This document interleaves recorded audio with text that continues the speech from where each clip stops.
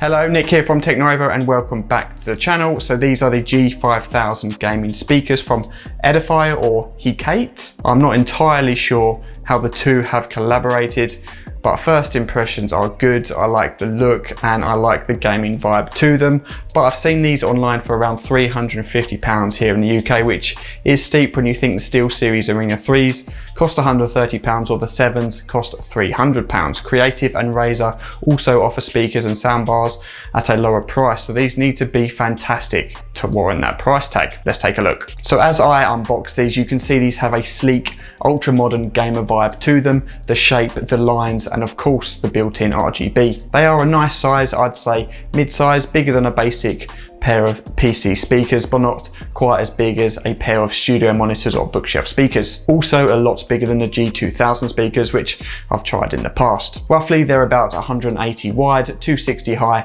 and 210 deep. Open front, so you can see the tweeter and 4-inch mid-range driver.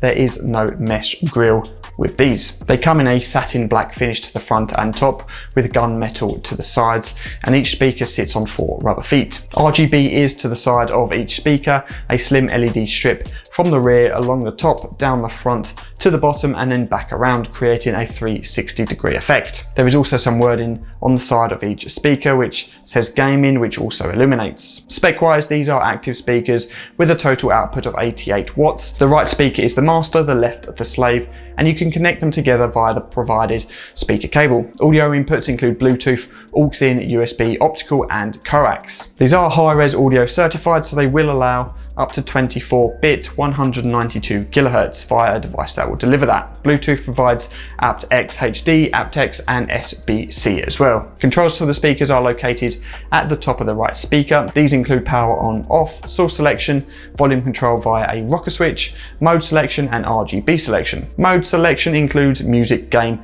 and movie EQs. RGB selection includes 11 different modes, color change, solid colors and effects. There are enough RGB options, I think, and it's worth noting that these can't be modified. These cannot be connected to your PC for RGB sync with your PC case or other lights in your room. When selecting a source or mode, you get a voice prompt so you know which one you're on.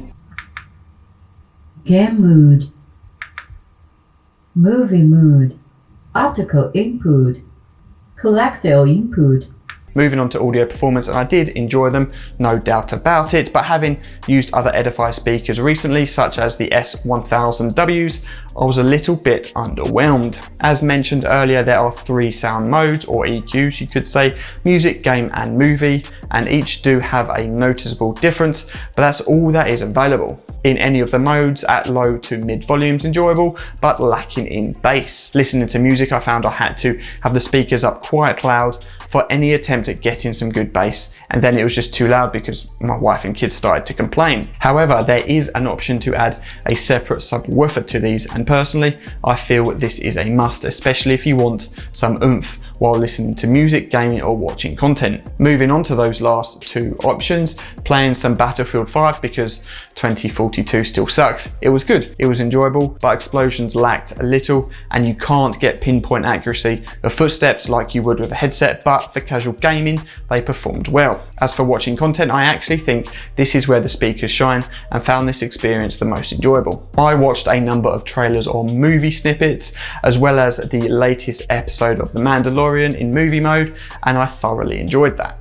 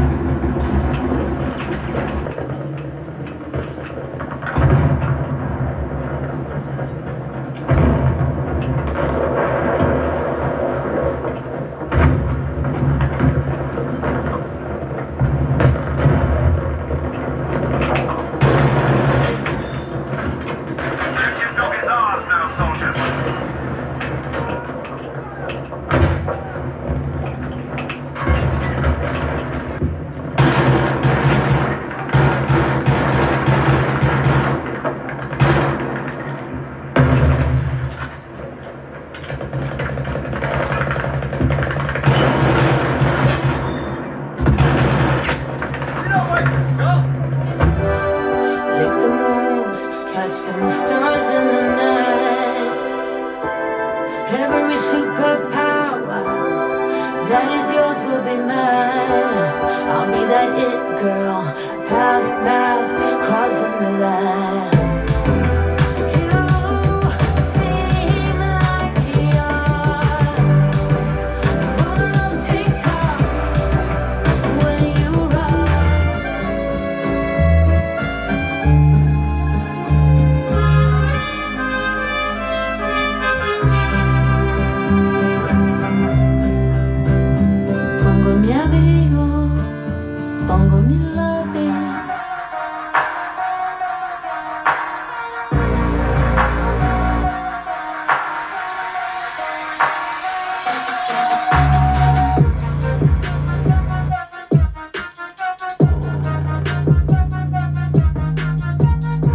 The controls work well, the buttons are easy to use, there isn't too much to it, and I generally turned them on, kept them in music mode, and then adjusted the volume through my PC. The inputs are great, there is plenty of flexibility there to connect a number of devices at once, which is a big bonus. Overall, good looking speakers, especially if you're looking for that gamer RGB desk setup. Audio quality is good, but it does lack bass, and you really need to add a separate subwoofer to elevate these to the next level, in my opinion. For everyday use in an office space, for music or video content or casual gaming, you shouldn't be disappointed, but if you like bass heavy stuff, these may not be for you. If you're also semi-serious about your gaming, chances are you'll pick up a headset and use that rather than speakers anyway. Also, price-wise, I think these are actually too expensive for what you get and should be closer to the £200 to £250 range given the competition. That is a wrap on this video. If you have stuck around until the end, thank you very much.